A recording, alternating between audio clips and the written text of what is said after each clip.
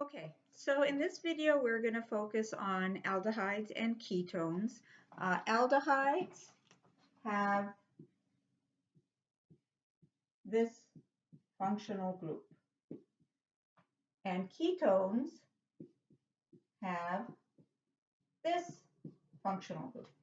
Now, what do they have in common? They have this carbon double bonded to an oxygen. Carbon double bonded to an oxygen, this is called a carbonyl group. Okay, so both aldehydes and ketones have a carbonyl group. Key difference is that aldehydes have to have a hydrogen attached to the carbonyl. Ketones never do. So ketones have a carbon on this side and a carbon on this side. This could be a whole bunch of carbons over here, a whole bunch of carbons over here. It doesn't really matter, but you have to at least have one carbon on either side. Aldehydes have to have at least one hydrogen. So the shortest aldehyde is this one. This is the shortest aldehyde, and we'll talk about naming of aldehydes and all of that in a little bit. And then the shortest ketone has to be a 3-carbon ketone. I'm just going to put the CH3 on this side just to show that the carbons are connected to this middle carbon. Okay? So shortest aldehyde, shortest ketone, carbonyl group.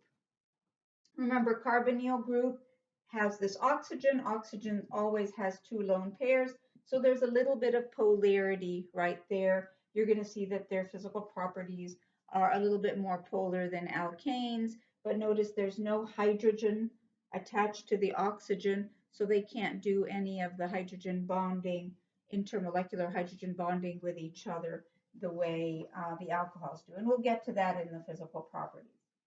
All right, so let's focus first on naming of aldehydes. Let's do IUPAC naming first. You put the alkane name. So all the rules you've learned already, longest parent chain that contains the carbon that has the functional group.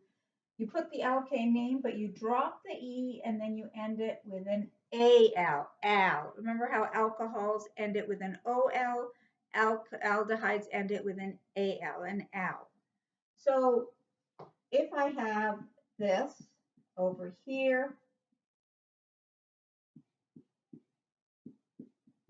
and let's say I put a CH2, CH2, CH2, CH2, CH3. So longest parent chain, 1, 2, 3, 4, 5. This is always going to be carbon number 1. So the aldehyde group is always going to be carbon number 1.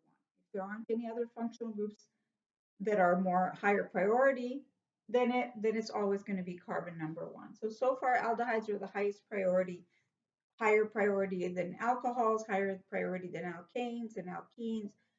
So this is carbon number 1. So if this was an alkane, it would be pentane, but we're going to drop the E and put in an AL. So this is pentan al. All right.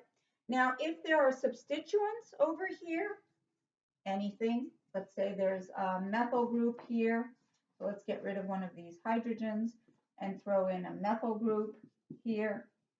Then this would be carbon 1, 2, 3, 4. This would be 4-methyl pentan al. So the aldehyde group, this functional group takes priority in the numbering over any substituent. All right? Now, what about ketones? How do you name ketones? Well, here we go.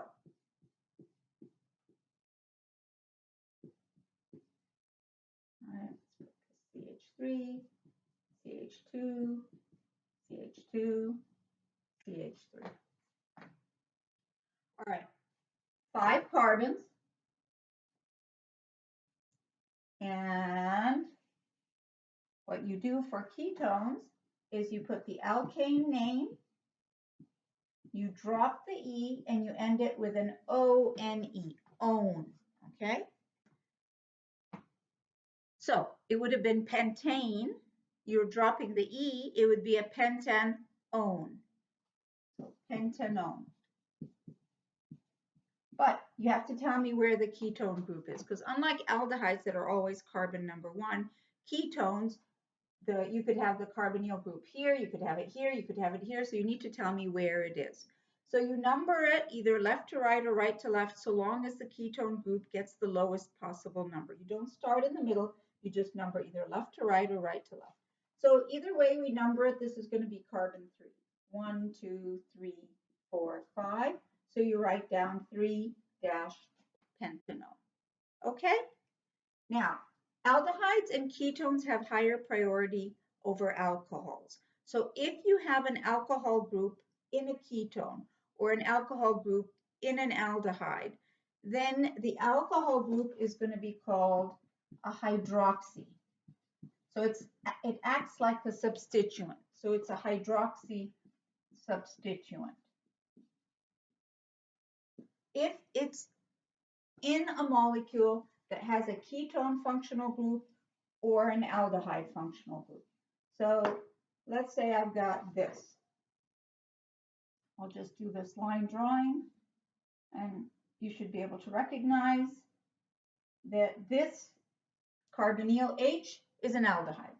So I've got 1, 2, 3, 4, 5, 6, 7 carbons. Let's say I've got an OH group right over here. Now, if we didn't have the aldehyde, it would have been a heptanol. It would have been named as an alcohol. But since we have the aldehyde, you have to name it as an aldehyde. So 7 carbons, let me just double check. 1, 2, 3, 4, 5, 6, 7. This has to be carbon 1 because the aldehyde group is always carbon 1. 1, 2, 3, 4, 5, 6, 7. So the parent is heptanal, end it with an AL. Now, you notice that the alcohol group is on carbon 5, but we call it a hydroxy substituent.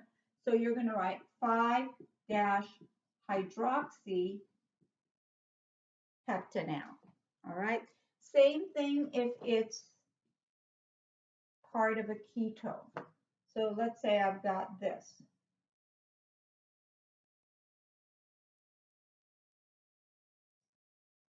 All right, and let's say I've got my ketone group over here, and let's say I've got my alcohol group, let's say it's right at the end here.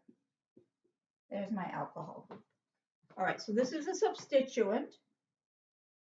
Parent chain, you're going to number it left to right because the carbonyl group is closer to this side than this side.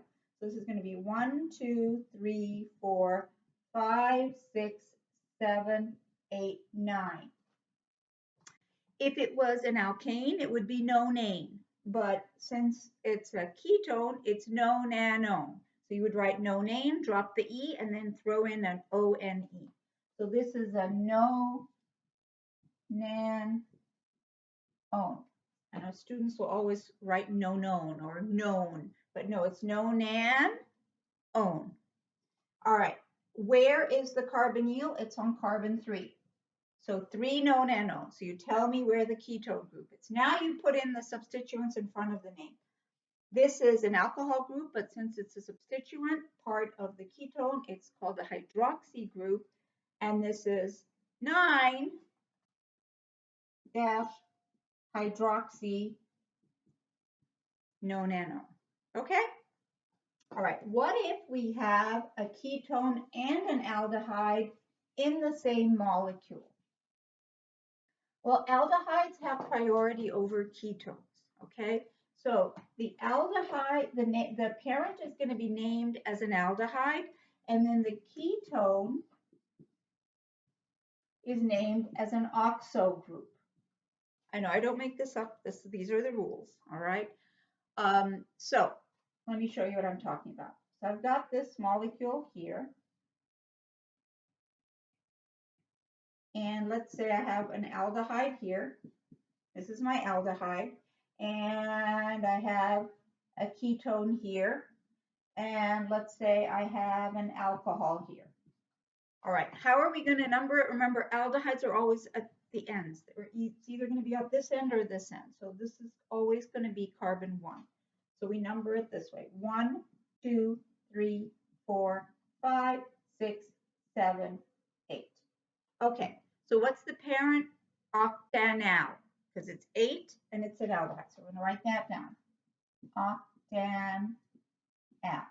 Now, we have two substituents. We have a hydroxy and we have an oxo. Because this is a ketone group, but the parent is named as an aldehyde, it's called an oxo. So oxo starts with O, hydroxy starts with H. You alphabetize this.